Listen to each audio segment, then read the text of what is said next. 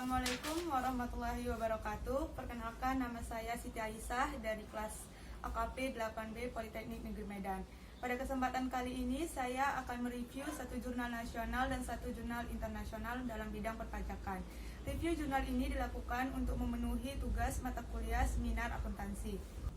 Baik, langsung saja masuk ke review jurnal yang pertama, yaitu jurnal nasional yang berjudul Pengaruh Pelaksanaan Kebijakan Sunset Policy, Tax Amnesty, dan Sanksi Pajak Terhadap Kepatuhan Wajib Pajak Orang Pribadi. Jurnal tersebut ditulis oleh Nur Alfiah dan Sri Wahyuni Latifah dari Program Studi Akuntansi Fakultas Ekonomi dan Bisnis Universitas Muhammadiyah Malang. Jurnal tersebut dipublish oleh Jurnal Review Akuntansi dan Keuangan. Pada bagian abstrak dari penelitian ini, penulis memaparkan mengenai tujuan dilakukannya penelitian, jumlah responden yang digunakan, data dan metode analisis yang digunakan oleh peneliti, dan juga hasil dari penelitian tersebut. Jurnal ini bertujuan untuk membuktikan secara empiris mengenai pengaruh pelaksanaan kebijakan Sunset Policy, Tax Amnesty, dan sanksi pajak terhadap kepatuhan wajib pajak orang pribadi yang melakukan kegiatan usaha dan pekerjaan bebas yang terdaftar di KPP Pratama di Kabupaten Dompu. Jurnal ini merupakan penelitian asosiatif, di mana penulis menggunakan metode penyebaran kuesioner untuk memperoleh data. Penyebaran kuesioner dilakukan kepada 58 wajib pajak yang terdaftar di KPP Pratama Kabupaten Dompu dengan menggunakan teknik random sampling. Penulis menggunakan analisis data, yaitu berupa analisis data regresi logistik. Berdasarkan analisis data yang dilakukan oleh penulis, maka diperoleh hasil yang menunjukkan bahwa Sunset Policy, Tax Amnesty, dan sanksi pajak berpengaruh signifikan terhadap kepatuhan wajib pajak orang pribadi yang melakukan kegiatan usaha dan pekerjaan bebas di KPP Pratama Kabupaten Dompu, di mana variabel yang memiliki pengaruh signifikan yaitu tax amnesty. Berdasarkan uraian yang telah saya sampaikan, jurnal tersebut memiliki beberapa kelebihan dan kekurangan.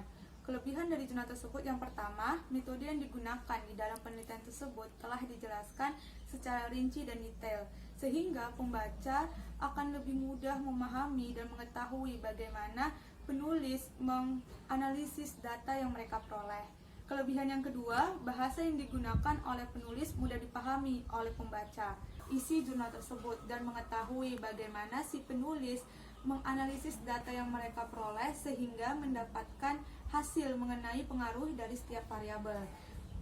Kekurangan dari jurnal tersebut yaitu yang pertama, jurnal atau penelitian terdahulu yang digunakan oleh peneliti masih terlalu sedikit. Lebih baik peneliti menambahkan sumber atau referensinya. Yang kedua yaitu penulis tidak membuat landasan teori mengenai setiap variabel, tetapi di sini penulis langsung saja memberikan teori mengenai pengaruh dari setiap variabel tersebut. Kekurangan yang ketiga yaitu jurnal atau penelitian terdahulu yang digunakan masih terlalu sedikit. Alangkah lebih baiknya penulis untuk menambah referensi dari buku atau penelitian terdahulu sebagai landasan teorinya.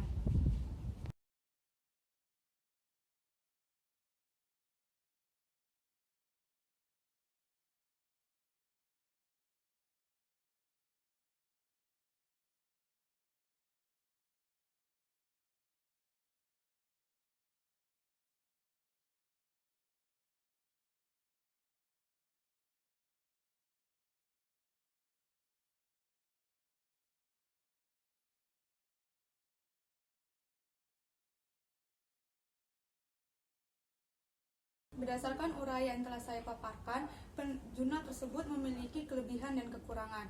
Kelebihan dari jurnal tersebut yang pertama adalah peneliti telah menjelaskan teori mengenai tax amnesty secara rinci, sehingga pembaca dapat memahami mengenai isi jurnal tersebut dan memiliki landasan teori yang kuat. Kelebihan yang kedua dari jurnal tersebut yaitu peneliti telah banyak menggunakan penelitian terdahulu sebagai acuannya, sehingga peneliti selanjutnya atau pembaca dapat menjadikan jurnal tersebut sebagai acuan untuk ketika membuat jurnal.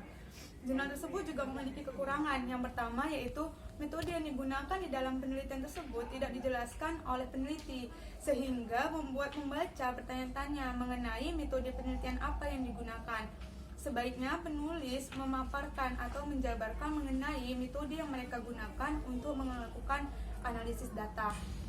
Kekurangan yang kedua yaitu penulis tidak memaparkan fenomena atau masalah yang terkait dengan judul tersebut.